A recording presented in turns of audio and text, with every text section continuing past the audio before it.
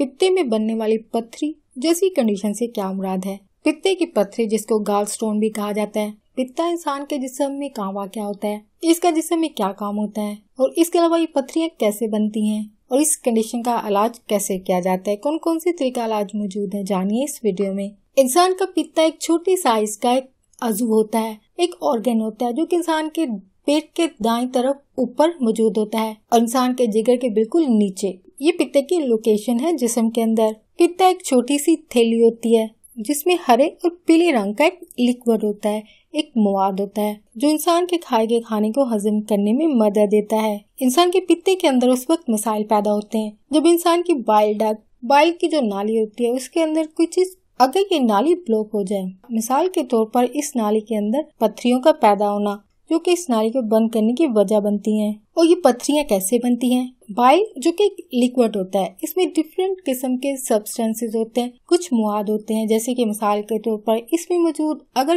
Cholesterol सख्त हो जाए तो ऐसी सूरत में पत्थरी बन जाती है। पित्ते में बनने वाली पत्थरी जैसी कंडीशन काफी कॉमन और इंसानों में आम पाई जाने वाली कंडीशन है, लेकिन ये ऐसी कंडीशन है कि इसकी अलामत जो है वो जाहिर नहीं होती है। ये कंडीशन बगैर अलामत के पैदा होती है। यदि इंसान को ये कंडीशन हो चुकी होती है लेकिन इंसान को इसका पता नहीं चलता क्योंकि इसकी अलामत जो है वो जाहिर नहीं होती है। लेकिन तहकीक के मुताबिक ऐसे 10% अफराद जिनमें ये कंडीशन पैदा हो चुकी होती है और इन अफराद में पित्ते में पैदा हो चुकी पत्थरी भी डायग्नोसिस हो चुकी होती है, इसकी तशखीस हो चुकी होती है जो कि डिफरेंट टेस्ट के जरिए होती है। तहकीक के मुताबिक इन 10% अफराद में इस कंडीशन के पैदा होने के 5 साल के बाद इस कंडीशन की अलामत जाहिर होंगी जो कि काफी वाजिया होंगी, काफी नोटेबल होंगी। बट इस कंडीशन को जाहिर होने में ऑलमोस्ट 5 साल लग जाते हैं, जो कि एक तरह से एक साइलेंट कंडीशन है जिसकी अलामत जो इंसान के अंदर जाहिर नहीं हो पा रही है, हालांकि ये कंडीशन इंसान के अंदर पैदा हो चुकी है। नेक्स्ट है पित्ते की पत्थरी के लिए कौन से तरीका इलाज मौजूद हैं,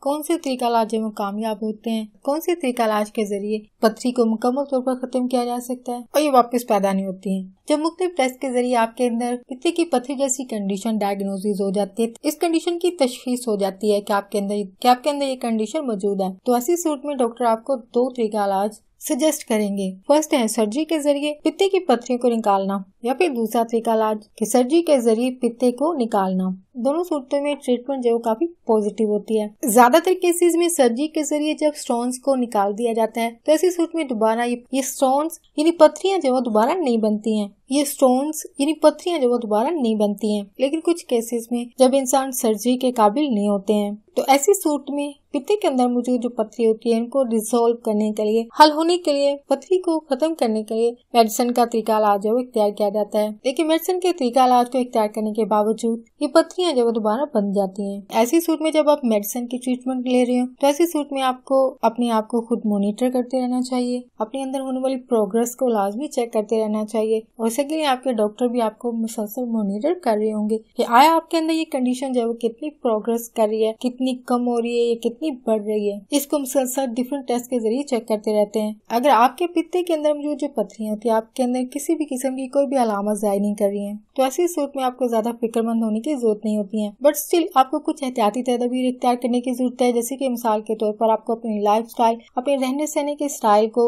अपनी हैबिट, अपने खाने पीने की आदत को चेंज करने की जरूरत है ताकि आपके पित्ते के अंदर मौजूद जो पत्थरियां मजीद बड़े साइज की ना हो पाए, क्योंकि अगर ये पत्थरियां ज्यादा साइज में बढ़ गयी तो ये आपके लिए काफी मसाइल पैदा कर सकती हैं। इसलिए आपको कुछ एहतियाती तदबीर पर अमल करने की जरूरत है इस कंडीशन की वजह से पैदा होने वाली कॉम्प्लिकेशन से बचने के लिए।